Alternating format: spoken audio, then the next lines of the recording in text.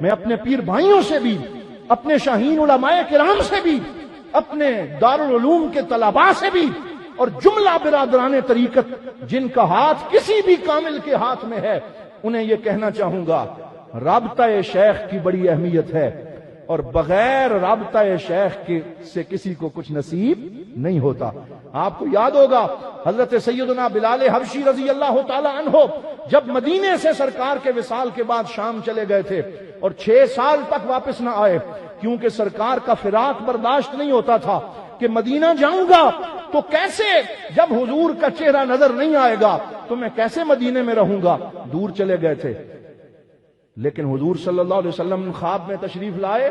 اور فرمایا ما ہذہ الجفوۃ یا بلال، اے بلال یہ کیا بے وفائی ہے، اے بلال تو مجھے ملنے کیوں نہیں آتا۔ اس خواب سے یہ عقیدہ سرکار نے دے دیا کہ جو اللہ کے برگزیدہ بندے ہوتے ہیں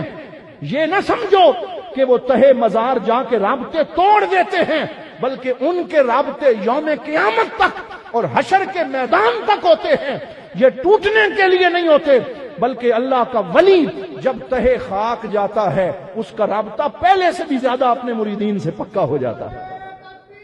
اللہ اکبر، یا رسول اللہ، حق یا اللہ،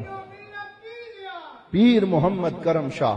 تو اس لیے اپنے اپنے شیوخ سے رابطہ پختہ رکھیں، پھر آپ کو فیض ملے گا۔ علامہ محمد اقبال رحمۃ اللہ تعالی علیہ نے کتنی خوبصورت بات کی،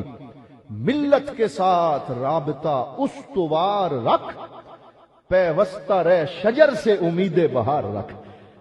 ڈالی گئی جو فصل خزاں میں شجر سے ٹوٹ، ممکن نہیں ہری ہو وہ فصل بہار میں۔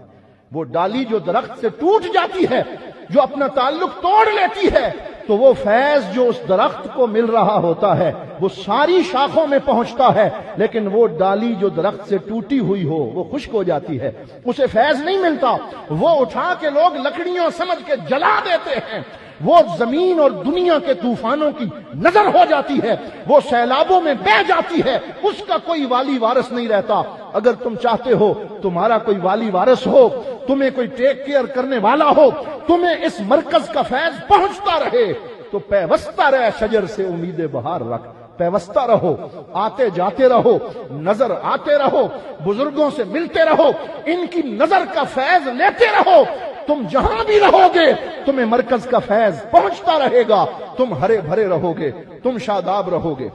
اسی لیے علامہ نے فرمایا قوموں کے لیے موت ہے مرکز سے جدائی، قوموں کے لیے موت ہے مرکز سے جدائی۔ وہ قومیں جو مرکز سے کٹ جاتی ہیں وہ مر جاتی ہیں، وہ بے فیضی ہو جاتی ہیں، ان کے چہرے کا نور ختم ہو جاتا ہے۔ اللہ تعالی ہمیں اپنے مراکز سے وابستہ رہنے کی توفیق عطا فرمائے، اپنے شیوخ کے قدموں میں بیٹھے رہنے کی توفیق عطا فرمائے، اور ان سے اکتساب فیض کرتے رہنے کی توفیق عطا فرمائے۔ وآخر دعوانا ان الحمدللہ رب العالمین، سنتیں ادا فرما لیجیے۔